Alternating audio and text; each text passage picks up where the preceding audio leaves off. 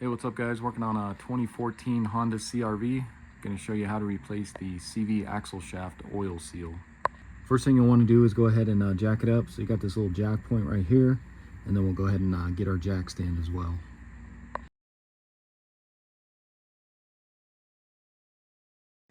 Next, you go ahead and grab a jack stand, and I'm just going to go right on the pinch weld right here, right next to the jack, or you can also go on the frame right there.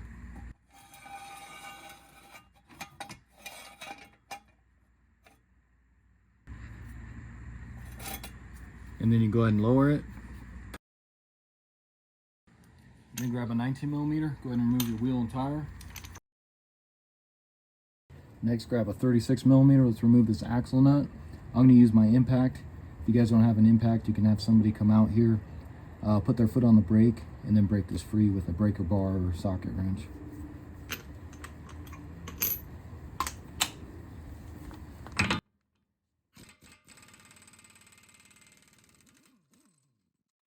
Next, we're going to need to remove the caliper bracket, but first we'll undo this brake line. That's going to be a 12mm, so undo that from the strut.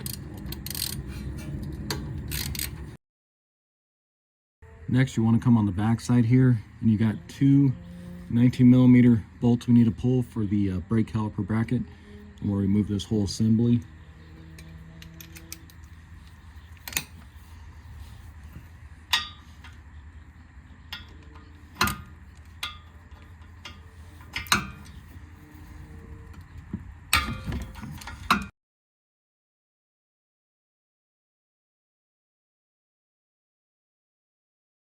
Next, go ahead and get yourself like a bucket or something.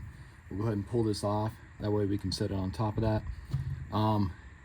There might be enough room to actually leave this on, but I'm not sure. Because once we try to flop this forward a little bit and get that axle out, might put a lot of stress on this brake line. That's why I'm removing it. So just go ahead and pull this off of here.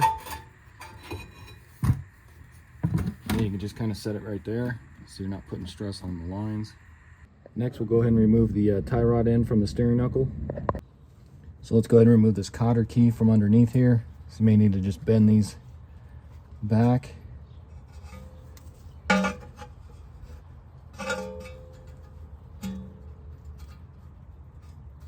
then try to get this cotter key out of here.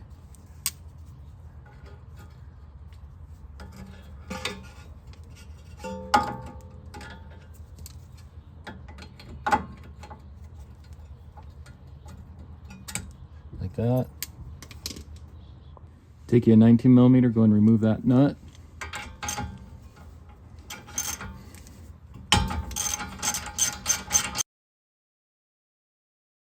So next we need to separate the tie rod end from the steering knuckle here. And I'm going to take a sledge and hit right here on the end. And then hopefully that vibration will free this up from the steering knuckle here.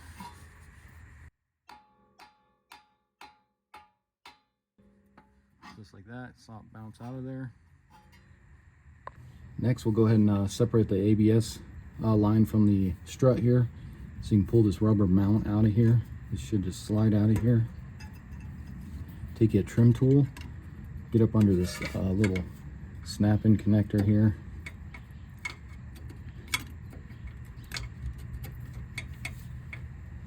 Try not to break it. A lot of times those will break on you.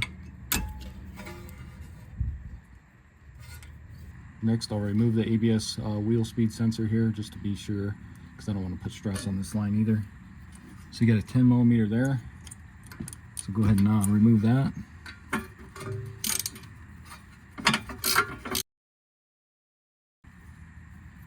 And then you can pull this out of here, just like that. Next, we'll remove the two mounting bolts for the strut to the knuckle. So you got a 22mm nut on the backside, and this is going to be a 19mm for the bolt. So now get yourself a jack stand or something to kind of hold this rotor and steering knuckle up, because we're going to remove these two bolts, and this is going to want to fly, kind of flop downward. So go ahead and remove those.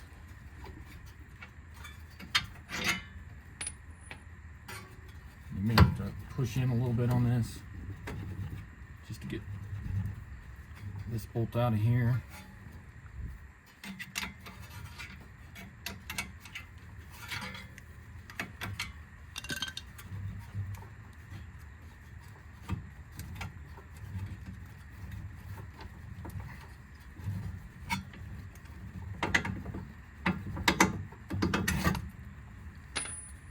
You see that kind of drop now, and then you can kind of just free it from the strut.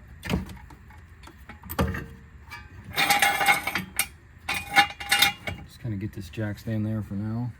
So what you want to do now is just make sure you can press the CV axle with your thumb. This one was actually pretty easy to get out of there. And then what I'm going to do is just kind of lift up on this, and then I'm going to tilt this down a little bit, this steering knuckle, but also pressing that CV axle out of the steering knuckle here. So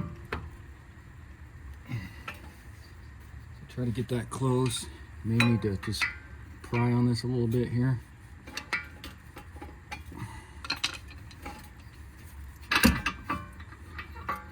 So you can get it out like that. Then you want to get this back up onto your jack stand here to help kind of hold that.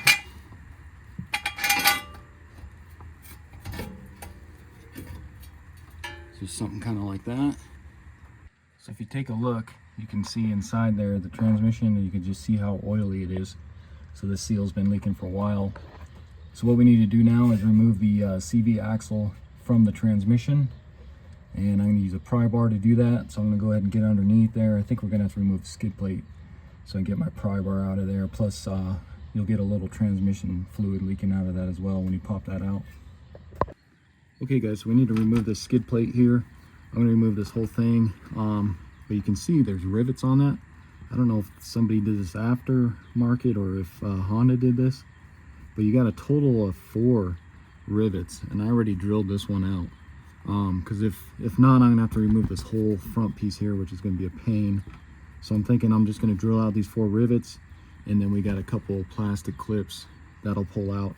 And then once we go to put this back on, I'll put some of the plastic style clips back into here. So you can use an 1/8 inch or a 9/64 drill bit. Just go ahead and drill that.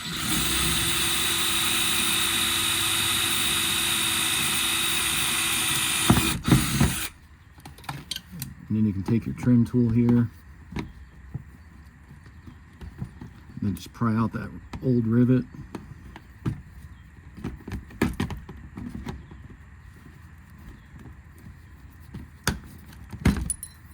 Just like that.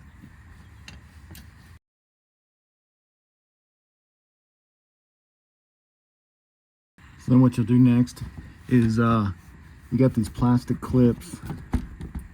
Let's see, there's one back here. Let me move my camera and I'll show you guys.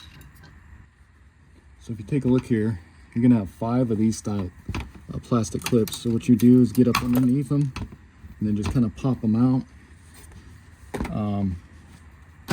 That one kind of came out faster than I wanted it to, but you get up under the smaller round portion first, and then you pry out on that, and then this will separate as well. So like I said, you got 5 of those, so go ahead and do those real quick.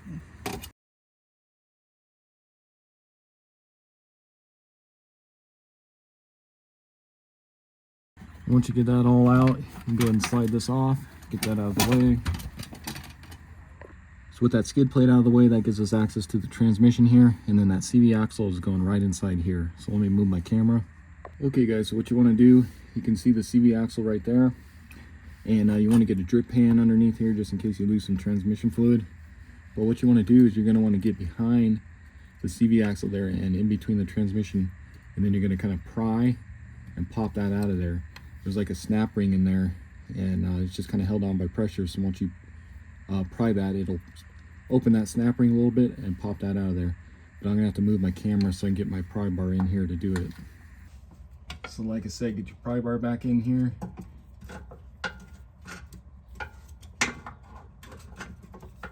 And then you're just gonna try and pry.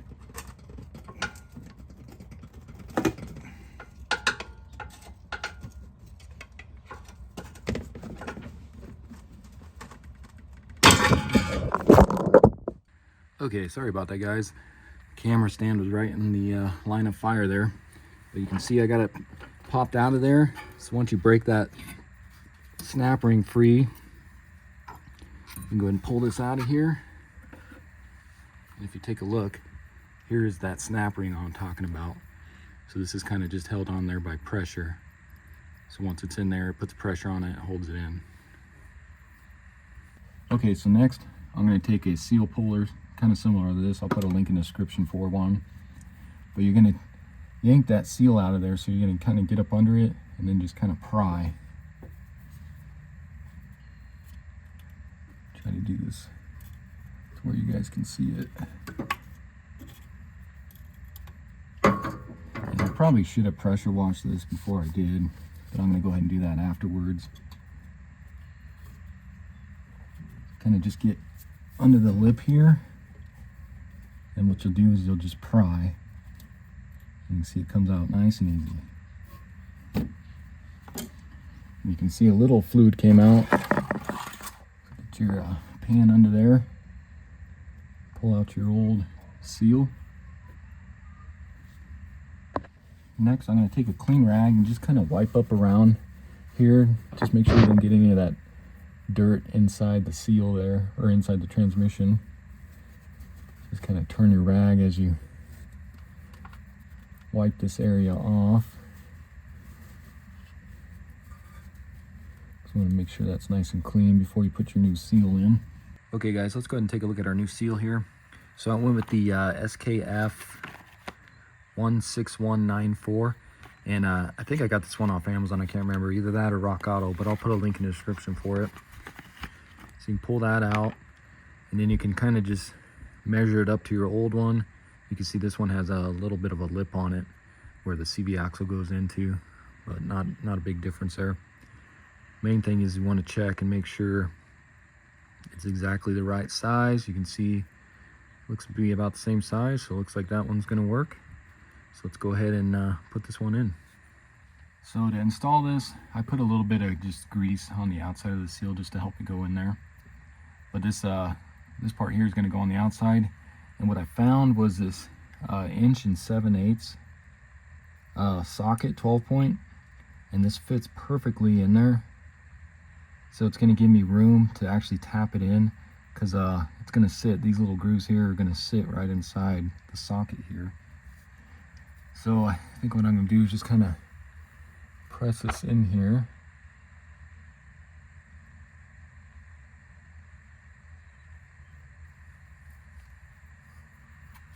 So kind of get it in there. And what you want to do is try and tap it in there, but you want it to go in there evenly as well. So I'm going to try to get it in there as best as I can.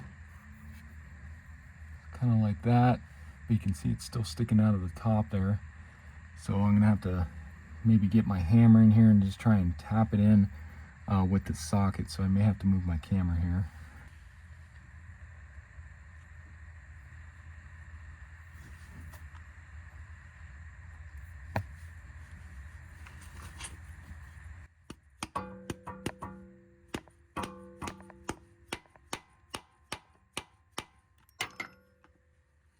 Okay guys, so you can see I got the seal in, and again I used an 1 7/8 3/4 inch socket, and then I have a reducer down to 1/2 inch, and then what I did was put a bunch of extensions here, so I was able to get on it, and then I just used my mallet here just to tap it in there. Okay guys, so before I go ahead and get the CV axle back into the transmission, I'm going to replace the strut and then also the sway bar link. Now I will do a totally separate video from this one on how to do that, but I'll go ahead and record the passenger side. I'm just going to go ahead and get this driver side done while I have all this off really quick, and then I'll come back. Alright guys, so you can see I got the strut all back into place. So now let's go ahead and get our CV axle back in there. So what you do is just take it, we'll stick it back up in there.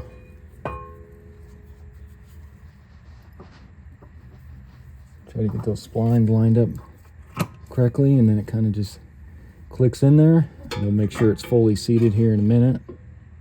So if you take a look here, you can see we're not fully seated.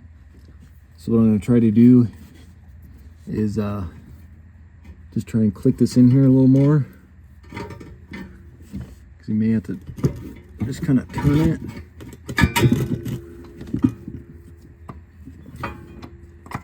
Pop it out and then just try it again. hard for you guys to see that.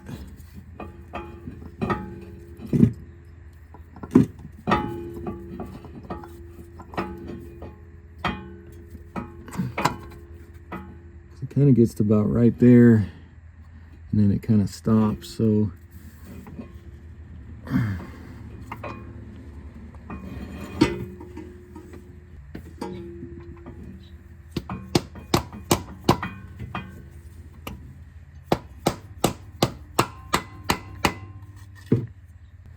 okay, so as you can see, now we're all the way seated, and I'll show you here what I did. Okay, so what I did was I just took my mallet here, lifted up on the CV axle right here, and then just kind of push in on it, and then you just give it a few smacks, and it was able to click right in there. Okay, so now let's see if we can get the CV axle back into the steering knuckle here. So you may need to just get your jack out of the way here.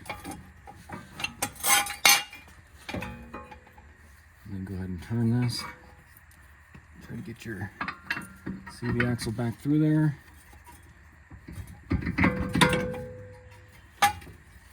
Then you can try to get it up into your strut here.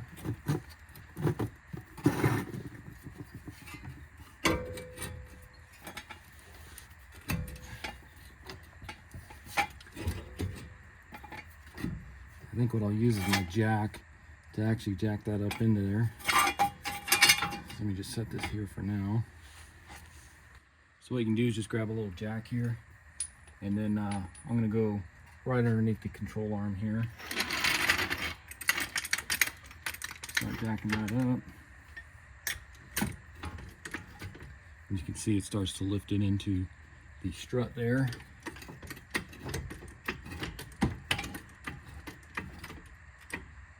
Try to get those holes lined up. Bolts through there. Same with the bottom one. This one you may have to see, I got to pull out on the strut there.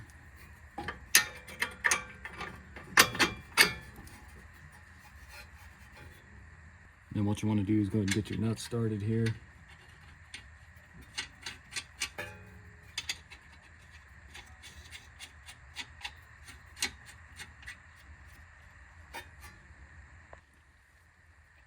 Then also grab your axle nut here.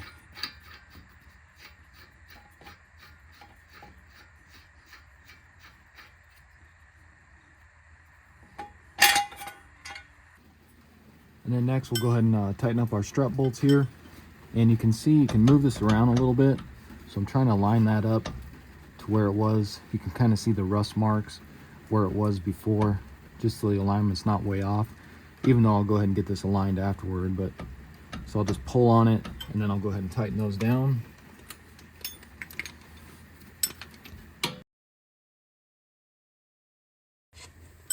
And then you grab your 36mm. Let's just go ahead and get this snug. We'll do the final torque at the end.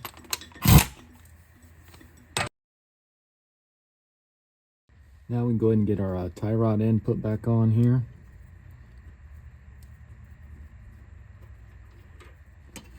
Go ahead and stick that back through. Get your nut back on there.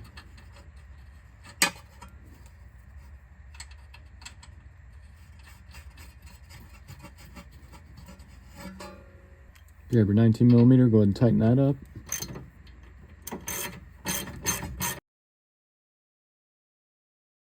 Then you grab your torque wrench and you're going to torque that to 40 foot-pounds.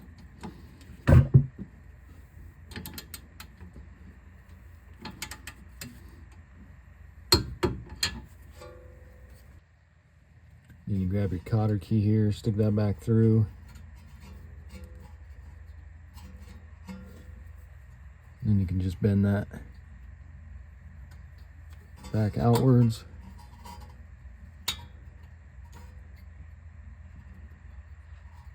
That. Then you go ahead and get your ABS wheel speed sensor back in. You may want to just clean off. You can see that gunk on there. Just clean that off before you stick it back in there.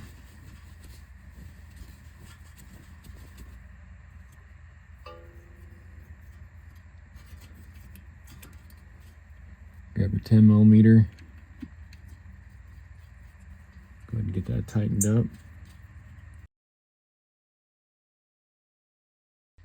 And then you go ahead and get this back into the strut here. Get this clip, goes in there.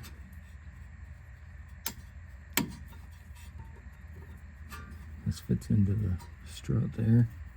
And then you go ahead and get your jack out of here.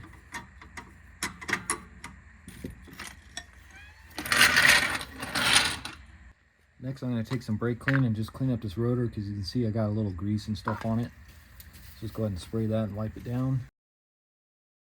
So now let's go ahead and put our brake caliper bracket back on.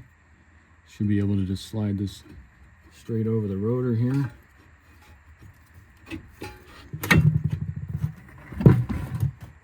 Take one of your caliper bracket bolts, get at least one of them started here.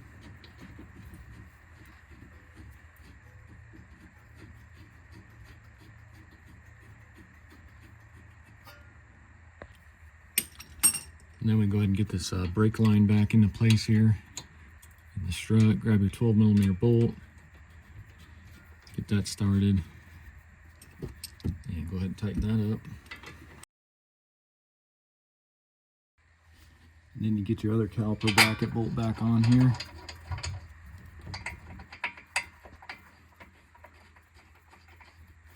And let's go ahead and get those tight.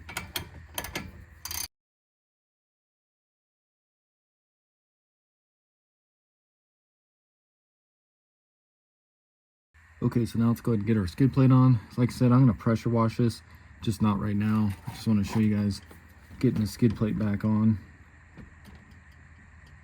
So you got these little tabs, you can go underneath there. And then I found some, I'm going to see if these will work, for those ones I drilled out that had the rivets. So I'm going to see if these small ones will go fit in there. Just like that. And then you go ahead and get your all your other ones on here.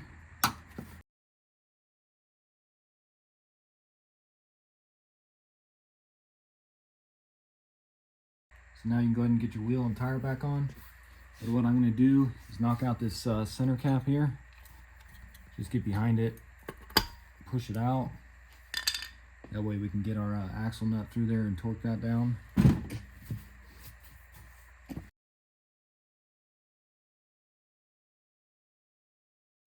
Next, we can go ahead and jack it up and go ahead and lower it.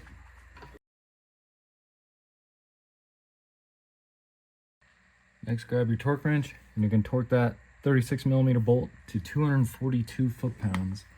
And you can kind of see where the notch was from when we spun it out. So if you can get it kind of close to where the notch was as well.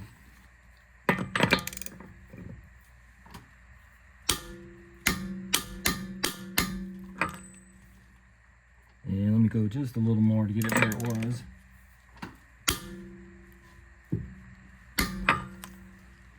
Let's say about right about there. So then just take you a punch, chisel, whatever you got. Flathead screwdriver works too. It's kind of hard to get in here with the wheel on. So just kind of get it right there. Get it notched in there just kind of like that. And then you go ahead and get your center cap back on there.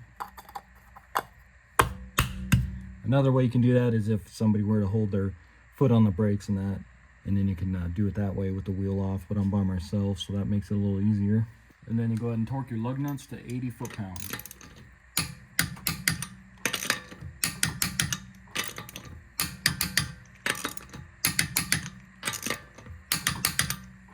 Alright guys, so the next step you're going to want to do is check your transmission fluid, just to make sure it's full.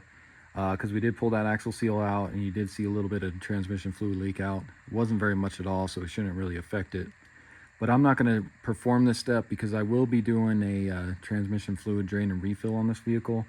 So once I get that video out, you guys can check that out as well. But what you'll want to do is locate your transmission dipstick. It's going to be right there, the yellow one. And it also says ATF on the rubber down there.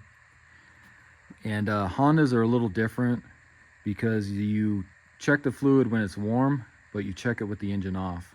Most vehicles you're going to check it with the engine running, but for some reason Hondas are a little different. You want to check it with the engine off. And I'll show you right here, it even shows you in the owner's manual how they want you to do this. So what they want you to do is go ahead and take it for a spin, and you want to get it up to normal operating temperature. After that, you're going to park on level ground, and then you're going to start the engine again, and you're going to wait until the radiator fan starts, and then you're going to turn off the engine. Okay, and then you're going to perform step 3 after waiting 60 seconds. So 60 seconds after you shut it off, you're going to remove the yellow dipstick, wipe it clean, insert it back in there, and then you're going to check your level. And like it says right here, it should be hot, and it's supposed to be in between the hot crosshairs there. And if it's low, you're going to add some fluid. And you only want to use in these Hondas just genuine Honda ATF, the DW-1. This is really the only stuff you want to use in these Hondas. They're kind of finicky on that. So like I said, let me show you here real quick. So what you want to do, let me adjust my camera. So once it's up to normal operating temperature, you're going to go ahead and pull over, shut it off, and then park on level ground. You're going to start the engine, and you're going to wait for the radiator fan to turn on. You'll hear it, and then you'll shut it off, wait 60 seconds, and then you're going to pull this ATF dipstick here. So you pull that, and then you're going to stick this back down in there. Go ahead and pull it back out.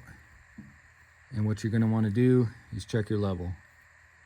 So you're going to want to be anywhere in between these two dots where it says hot. That's where you should be at. And if you're low or down here or whatever, just go ahead and add just maybe 1/4 of a quart. You don't want to add too much because it climbs pretty quick. And you're going to fill it with a long funnel through that dipstick hole. That's the only way to fill this transmission. And then once you're good on the level, you can go ahead and get your dipstick back in, and you should be all set.